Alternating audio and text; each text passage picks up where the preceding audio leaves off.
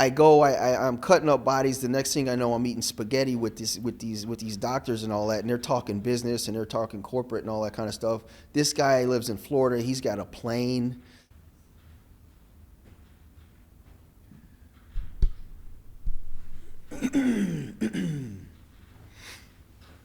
Let's see here. Let's see what we got. You got sound? Check, check. All right. Is this comfortable looking? And I'm looking straight at this over here. Everything good? All right. So I started INDIRAP from scratch with nothing, no help. I didn't know anything about production companies. I didn't know anything about a bunch of camera gear. I didn't know anything. I didn't know shit at all. Nobody taught me anything. I went to film school but didn't learn anything there. Today I'm going to tell you how I started INDIRAP, built it as top video production company, and you can take whatever you want from it. Everybody else's journey is different, but what I will say is that I think anybody can do it if you have the right attitude. It's not about camera gear. It's not about being the best shooter, the best editor. Yes, those are big parts of, having a successful production company, because you got to be you have to be able to deliver a fire-ass product. But there's a lot of other key components that you need to have, not only as a creative, but also as a leader, because we're saying production company, right? We're not talking about a one-man band. We're not talking about just being a solo, shooter or editor, right? We're talking about a production company. So for me, my background was in sales and finance. Like I said, I went to film school, but then I dropped out of film school and got into sales, finance, that kind of thing, real estate. And I learned the business side of things, right? And that's kind of, we got a lot of interns that come through here at INDIRAP. I talk to a lot of, independent freelancers and whoever, designers. And the one thing they always say is that they teach you your craft, but they don't talk to you about the business side. They don't talk to you about the relationship side. And that's the main part of building a business, because without your customers, without your clients, you're nothing. You don't have a business, right? You could be the greatest shooter in the world. You could be the greatest editor in the world. But the first thing that I would say is you got to check yourself in terms of, are you a good people person? Do you know how to ask for money? Do you know how to build a brand? Do you understand customer relationships? Do you understand networking, building relationships? Because these are all the things that, these are parts that go into building a company, right? Again, I know plenty of talented people that are the greatest shooter, editor, creative director, whoever in the world, but no one knows about them, or they don't know how to advertise or market themselves, or they're afraid to ask for money. There's so many people that are just afraid to ask for money, because again, it's kind of this taboo thing. People don't teach you how to value yourself as a creative in school, and that's one of the most important parts. I just had a conversation with a guy I mentored 20 minutes ago, and he was all beat up, and he felt bad because he underpriced a project. And it's like, that's part of the game. These are things that you're gonna do. It happens to me even to this day. But to back up a little bit, if in starting from scratch, there's two things that that I did or that I built, and that I think anybody needs to focus on that wants to build a production company. A, you need a portfolio, right? And B, you need to understand sales, and you need to learn how to sell. When I first started, I was taking jobs on Yelp. I was taking jobs on Craigslist. And I mean, some of these jobs were fucking terrible. I was shooting dead bodies at Rush Hospital for a guy that flew in. He had flown in from London. There was a doctor that flew in from London doing anesthetic nerve blocks. And there was a thing on Craigslist. He didn't really go into what it was, but I said, hell yeah, I'll do it. I show up, I'm like the PA. This guy's got 3 camcorders over. I walk into the room and it's just like cadavers everywhere, hundreds of cadavers. And this guy he's one of the reasons I stuck with corporate, because I understood that, like, yeah, he's not doing the sexiest shit in the world, but, you know, after, you know, working for and I think I made like $50 this day or $150 or some shit just to like be a PA. I'm cutting up bodies. The next thing I know, I'm eating spaghetti with these doctors and all that, and they're talking business and they're talking corporate and all that kind of stuff. This guy lives in Florida. He's got a plane, and all he does is, like, you know, corporate and government work and shit. I'm like, damn, nobody talks about this. This isn't sexy. Everybody's talking about Nike, Gatorade, Adidas, and fucking this and that. And I'm like, I've always been the one to stand out like a sore thumb. I never do what anyone else is doing. And in doing that, I realized immediately that I would rather swim in the blue ocean where there's not blood everywhere. Corporate's not sexy. Real estate, which is another arena, that was my background is from, that wasn't sexy. And it was wide open. So finding a field or finding an area to where you can get your shine on, and look, there's nothing wrong with doing those other things, but for me, that's not how I built this company. I jumped into those areas, one, because I'm passionate about business and I really like corporate and real estate, and I also thought that I knew that those 2 areas were the areas to where I could make the most change in terms of the way corporate and real estate marketing looks as a whole, the way this shit is consumed, the way creating the fine line between cool and corporate. That's what we used to call it. That was one of our taglines here in INDIRAP. So I went in with a mission, knowing that that's what I wanted to do. I knew who my audience was going to be, corporate and real estate. I knew that I was going to go in there and change the game completely from what it was back in, 2010, 2011, 2012, which was non-existent on the real estate side. There was no video marketing at all, zero. And on the corporate side, it was boring as fuck. I mean, we're talking about training videos that are like 3-4 hours long. Like, nobody's going to watch that. It's trash. At the same time, YouTube was coming up, and I saw this big opportunity to get people, these companies on that. So anyways, building a portfolio for me was doing a lot of shit jobs, working for free, I remember there was a point I was shooting in nightclubs working for drink tickets because I just wanted to build a portfolio up. So after I built the portfolio up, which at the time was like vet clinics, small businesses, auto detailing shops, there were weddings and stuff that I shot for money, but then that wasn't really who I was going for, so that never made it into portfolio. I just had to do that to sustain myself. So make sure you can sustain yourself. The first year or 2 years for a lot of people starting a business, you're broke.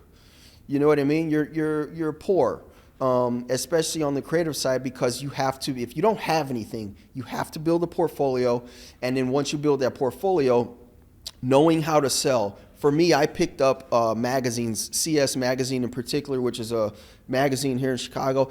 I picked that magazine up and I started cold calling people in all industries.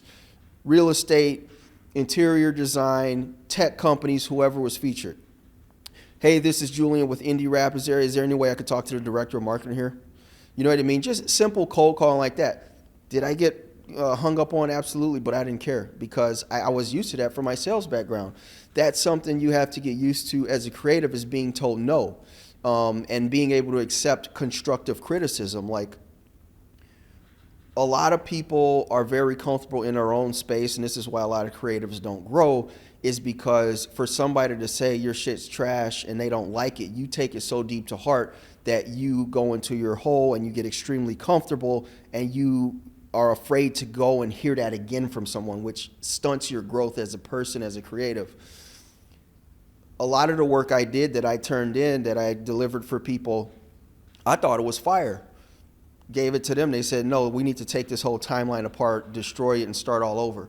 I had a dude did that for me. One time I was shooting, we had shot like Steve Aoki, at this event called Dillo Days. This guy said my edit was garbage. At the time, I was editing on like a Pentium 2 processor, shitty computer that I bought from this photographer dude. This guy, I was like, okay, cool, I'll switch it up. This guy is like, no, I want to sit in on it. Now, this was a big shot. He was like, yeah, let me come to your editing studio. I'm like, yeah, you're going to have to come to my house because I don't have an editing studio. And, for me, I'm like, I didn't care, but like he shows up. My editing, my setup was like, there was my bed and then there was my computer right there. I was editing, this guy sat on my fucking bed and watched me and held my hand as I edited this fucking Steve Aoki video in my bedroom. I could have got super offended by it, but I looked at it as a learning experience. The one piece of advice that I can give you in starting a business is that in order to build a really good business, you have to be able to take a lot of constructive criticism. You have to walk into it knowing that your shit stinks and that you need to be better and it's never going to be perfect. Even to this day, people tell me, people tell my team about our edits or our shoot, oh, this needs to be better. Oh, can we do this? Oh, we're going to need to reshoot. That's just the way it goes. So growing some thick skin as a creative is it's key. You know what I mean? Because again, everybody's not gonna like, if you want to build that badass portfolio, if you want to get a book of clients that really like you, people like doing business with us. People stick around with us because they know that they can give us constructive criticism in order for us to deliver them an amazing end product. Now, let's talk about sales, because that's like the part that nobody talks about.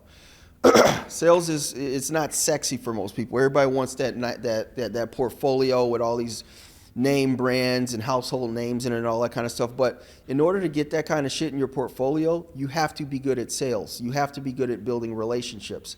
These companies just don't work with anyone. A lot of these contracts, a lot of these companies that you want to work with as a creative, as a videographer, whoever, they do business. People do business with people they like. I say that all the time. People do business with people they like. And in order to be liked, you have to be able to get out there, meet people, talk to people, and explain your value proposition. Why should they do business with you? Why should they work with this person over this person? For me, it was because I'm cooler than this person, one. Number two, my creative vision's a lot better. Number three, I'm going to be able to deliver this product in half the time. Back in the day, I would always undercut my competition with price because I was willing to go down to the bottom of the barrel with a price just to get the project, because I knew that when I flexed on this shit, not only was it going to have an amazing video in the portfolio, they were going to fall in love with me.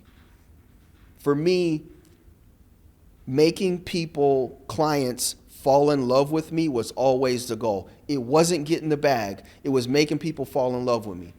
That was on the initial sales call. That might have been on a creative call. It's definitely when we're on set. When I'm on set with somebody, they're gonna fall in love. That's it. They're gonna have the absolute best time in the world. Because again, even to this day, if you go to talk to any company or someone about what being on set looks like, they might think that this big ass truck is going to show up. There's going to be 100 people there. It's going to disrupt their whole operation. It's going to mess up the office. And when we show up and it's a couple guys, backpacks, and a couple, 2-3 tripods, and you can sense a sigh of relief. And then by the end of the day, they're like, oh my God, that was so fun. That's it. And when they say that's it, in my mind, it's like, okay, they're already thinking about the next round of videos. I've already won because they had fun on set. Wait till they see the shit that we edit for them. Oh my God, right? And that excitement's gonna travel through their boardrooms, up the chain to leadership, and then they become a client for life. And that's the way you gotta think if you're in terms of building long-term relationships. Most of our clients, they don't come for just one project. We have clients that we've been working with for 6-7 years. I have relationships that I've had for 9-10 years. And we're still doing shit. People that came, they went to one company. We did a whole content portfolio for them. They might have quit and went to another company, went to a Fortune 500, something like that. These are some of my best relationships. And they were all, yes, we deliver the great content and all that kind of stuff. But they work with me in particular, because they know that they can depend on me. I am going to do whatever they need in order for them to present an amazing project to their brand, their leadership, to their business. And that's what it comes down to with sales and relationships, right?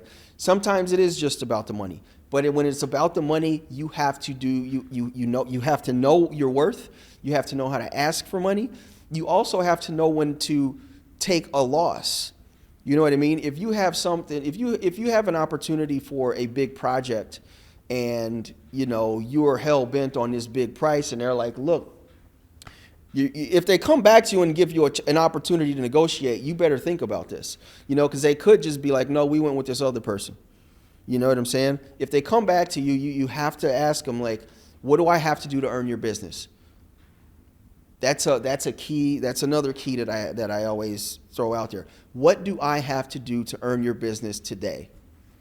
You know what I mean? Because when I say that, I'm letting them know that I'm willing to do whatever they need to give them an amazing product, right? And if that means me taking 30% off my price to get them as a client and that into my portfolio, I'm going to do it. Because again, I'm going to get the portfolio piece. They're going to see how amazing INDIRAP is to work with. They're going to see how amazing my creative director, my shooters, my editors, the whole team, the whole experience, they're going to see that. Their leadership's going to see it. Then when they go out to dinner, they're going to brag about it to their friends. Then when they go home for Thanksgiving, they're going to show that video, and their brother-in-law who owns a fucking, some other company is going to ask who did the video. INDIRAP did the video. That's how this works. You got to think past Friday's paycheck. Sometimes you got to take the L. It's very important. And that's, again, the difference between being a transactional creative, going paycheck to paycheck, or I'm sorry, that's the difference between being a transactional video production company, going check to check to check to check to check, or having clients that will do business with you no matter what, because you've built these amazing, valuable relationships that will last you a lifetime. You have to take care of people. Another thing I always say is the chef eats last, right? The chef always eats last. A lot of people want to be the star of the show. They want to go out there, they start making a couple bucks, and they start doing dumb shit. Or they hire on a couple people and they don't let their team shine. They don't want they're insecure about somebody on their team being better than them. And in the long run, what happens is you create resentment amongst your team members, and they don't want to work with your ass because you got bad energy, and you're not helping them get to their next level. You're not helping them shine. And again, video production agency, video production company means team, right? There's no production with one person. There could be, but that's not really a video production company thing. That's what we're talking about right now. So you got to let other people shine. And you have to eat last. You know what I mean? There's times when you make, you do a few productions, you cash out or whatever. And there are times to when, I remember the first 2, 3, 4 years, all I did was reinvest in gear. I remember I went one time and I rented gear, and I spent $4,500 to rent this shit for a week. And that was the last time I rented gear like that. Every time I made money, I bought a lens. Every time I made money, I bought a tripod. And that's why I have more fucking camera gear now than anybody I know, is because I reinvested all my money into this shit so that I don't have to give it to a rental house every time I need to do a production. It's also a way that I can underbid on a lot of contracts, because these other production companies, they got to go and rent all this shit. I got it all. It's here. And it's because early on I took the loss, I didn't pay myself, and I bought computers, I bought cameras, I bought lenses, I bought all that shit. And it pays in the long term. Again, you got to look past next week or next month, and you have to plan for the future. That's the only way you're going to be around for a decade. That's the only way you're going to be around for 2 years. Most businesses don't make it past 2 years. It's tough. It's not easy. Another thing I'll jump into real quick is marketing and branding, right? There was never a JulianTillotson.com. I never wanted to be the star of the show. I just wanted to deliver fire ass work. There was INDIRAP. INDIRAP was the brand name from day one, right? I own a trademark to INDIRAP. I always knew that shit was going to be special and important, and that's what I wanted to build. I wanted to build a brand. Now, you can do whatever you want to, but for me, I wanted to build something that was recognizable, that was dope, and that people would be proud to wear on a t-shirt. So from the jump, making sure that I was branded, making sure that my crew was branded on site with like t-shirts that said INDIRAP. You look at any of our gear and like the tripods, the light stands, all them shits got INDIRAP on them. And what I found over time is that people remember a brand name, and it has also been in branding ourselves like that. I mean, I remember walking downtown one day, I forgot what we were shooting, and I'm walking down, somebody said, "Hey, INDIRAP." And it turned out to be this guy and his wife. I had never met them, but they had just opened up this fly-ass gym in Streeterville. We ended up doing like 3, 4, 5 pieces of content for them just off the brand name recognition. You know, just from us walking down the street with that shit on our backs and carrying a couple of cameras. So building brand name recognition, especially if you're trying to catch a rep, if you're trying to build a good reputation out there, is very important. You know, don't just be another camera crew. Don't just be another camera guy. Don't just be, how are they going to remember you? Can somebody that's across the street looking at you with your cameras, are you recognizable? You know, if somebody's going to sit there and talk about who they worked with, are you going to be memorable? You know, are they going to remember that experience? Are they going to remember your brand name? And for me, that was super important. And I can't tell you enough how that's been one of the biggest parts of like the brand success, is that INDIRAP shit, like the brand itself. Like there's something about it. It's a cool name, whatever it is, but people remember it. People talk about it. And you know, when people talk about it, that's good word of mouth marketing and promotion. Making sure get you a tight website. Make sure you're running ads at some level, whether that's just Google pay-per-click, paid ads. That's a whole nother situation. But when you get, sales is one thing. Sales is really the process of, you know, convincing someone why you're the best and why you should do business with them. Marketing yourself is getting the word out about your business, right? So getting in front of cold audience, people that don't know who the hell you are, with marketing and advertising, and then they reach out to you to talk to your salespeople, to, you know, do business with you. That's how you scale, right? You have to have marketing. You got to have marketing and advertising if you want to really grow, if you really want to get out there, because you could cold call all you want to with a sales team, but you know, if you can also you get in front of 10,000 people with the touch of a button with the right ad campaign. So if you really want to grow your company and get in front of people, that's super clutch. I'll jump to team right now. Team is everything for me.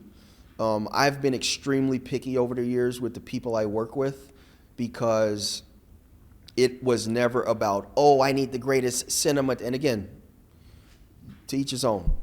I don't need the greatest cinematographer with the red and the airy and this motherfucker done did this and that. I never cared about that. I didn't need the editor that worked on fucking Avatar. I'm not impressed by any of that.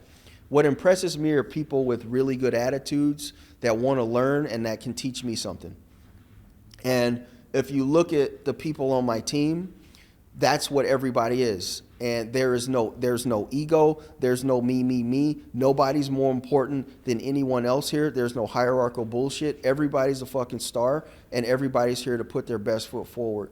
And that creates a healthy environment for a production team, because that creates that teamwork mentality. And that's what it is. I see way too much today, too much ego. Everybody wants to be the star. This motherfucker want to have 2 million followers and 100,000 followers. And that's great and all, but when it comes to executing and making shit happen for a client, It's all about the team and working together to deliver the absolute best product out, period. It ain't about me. It ain't about Paul. It ain't about Chris. It ain't about Elizabeth. It ain't about none of that shit. Is this client happy with their product, and were they happy with their experience? It always comes back to client experience. Client experience is everything, right?